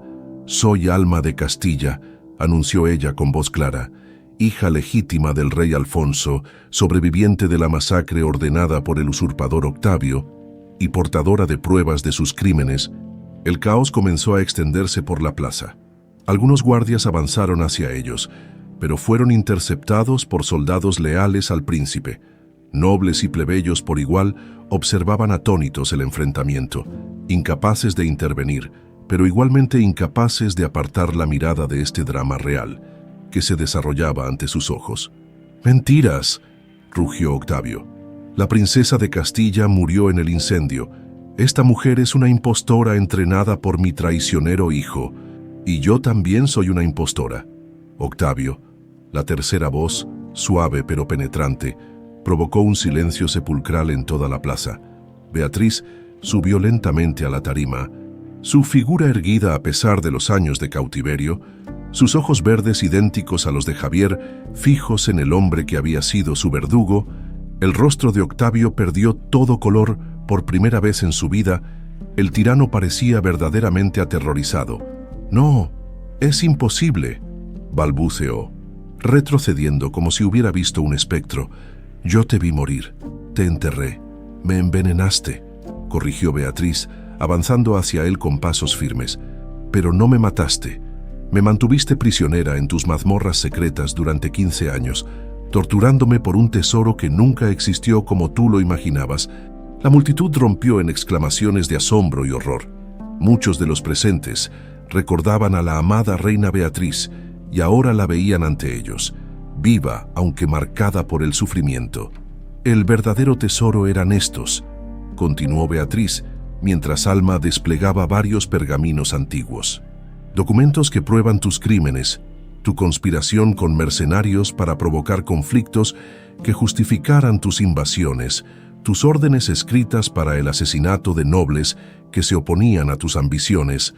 A medida que hablaba, copias de los documentos eran distribuidas entre embajadores y nobles por los aliados estratégicamente posicionados.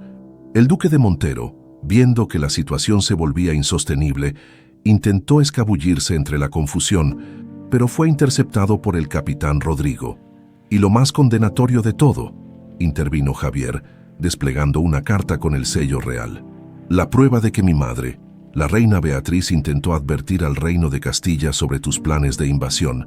El verdadero motivo de tu intento de asesinarla». Octavio, acorralado, miró frenéticamente a su alrededor buscando una salida. Sus guardias más leales estaban siendo contenidos por los soldados de Javier. La multitud, que antes vitoreaba por obligación, ahora lo abucheaba abiertamente. Los embajadores extranjeros, testigos de todo, intercambiaban miradas alarmadas, comprendiendo las implicaciones internacionales de estas revelaciones. En un último intento desesperado, Octavio desenvainó su espada y se lanzó hacia Alma, reconociéndola como el eslabón más vulnerable. «Si he de caer, no lo haré solo», gritó. Pero Javier ya había anticipado este movimiento. Con la velocidad adquirida en innumerables batallas, se interpuso entre Alma y su padre, bloqueando el ataque con su propia espada. «Se acabó, padre», dijo, desarmando a Octavio con un movimiento preciso. «Enfrentarás la justicia que has eludido durante tanto tiempo». Viéndose completamente derrotado, toda la arrogancia de Octavio se desmoronó. Su mirada recorrió las caras hostiles que lo rodeaban, los documentos incriminatorios en manos de embajadores, la expresión de determinación en el rostro de su hijo. Pero fue al encontrarse con los ojos de Beatriz, la mujer que había amado a su manera retorcida y luego traicionado, cuando algo en él finalmente se quebró. Con un movimiento repentino, Octavio se zafó de los guardias que intentaban sujetarlo y corrió hacia el borde de la tarima. Antes de que nadie pudiera detenerlo, saltó sobre la balaustrada de piedra y miró hacia abajo, hacia el precipicio que daba a las rocas del río. «No tendrás el placer de juzgarme», gritó mirando por última vez a Javier, con una mezcla de odio y algo parecido al orgullo perverso, y luego, ante la mirada horrorizada de todos los presentes, el rey Octavio, el sanguinario, se lanzó al vacío, eligiendo la muerte antes que enfrentar la humillación pública y el juicio por sus crímenes. Un silencio atónito cayó sobre la plaza. Luego, gradualmente, comenzó un murmullo que fue creciendo hasta convertirse en un clamor. «Larga vida al príncipe Javier, larga vida a la reina Beatriz». En medio del caos, Javier buscó la mano de Alma. Sus miradas se encontraron, una promesa silenciosa pasando entre ellos. Lo habían logrado, pero el camino que tenían por delante para sanar dos reinos apenas comenzaba. Los meses siguientes fueron de profunda transformación. El palacio, antes símbolo de opresión, abrió sus puertas al pueblo. Los calabozos secretos fueron desmantelados, sus prisioneros liberados. El duque de Montero y sus cómplices enfrentaron juicios justos, pero severos por sus crímenes, en una ceremonia sin precedentes, realizada en los jardines reales para que todo el pueblo pudiera asistir. Javier y Alma fueron coronados reyes de un reino unificado que honraba tanto las tradiciones de San Lorenzo como las de Castilla. Beatriz, demasiado marcada por sus años de cautiverio para asumir nuevamente el trono, recibió el título de reina madre y se convirtió en consejera respetada y amada. Pero lo más significativo ocurrió después de la coronación. Ante la sorpresa de todos, Javier se arrodilló frente a Alma y, tomando sus manos entre las suyas, le pidió formalmente que fuera su esposa. No por conveniencia, no por estrategia, sino por amor. Nuestro matrimonio comenzó como una venganza, dijo, su voz resonando clara en el silencio expectante. Permíteme convertirlo en una historia de amor que inspire a nuestro pueblo durante generaciones. Alma, con lágrimas brillando en sus ojos, lo levantó suavemente y selló su respuesta con un beso que provocó vítores de celebración en toda la multitud. Y así, bajo el sol radiante de un nuevo amanecer, dos almas unidas por el dolor encontraron finalmente la felicidad que creían imposible. Su historia, que comenzó en tragedia y venganza, se transformó en un símbolo de esperanza y redención para dos reinos que, como ellos, aprendieron que incluso de las cenizas más amargas pueden hacer el amor más verdadero.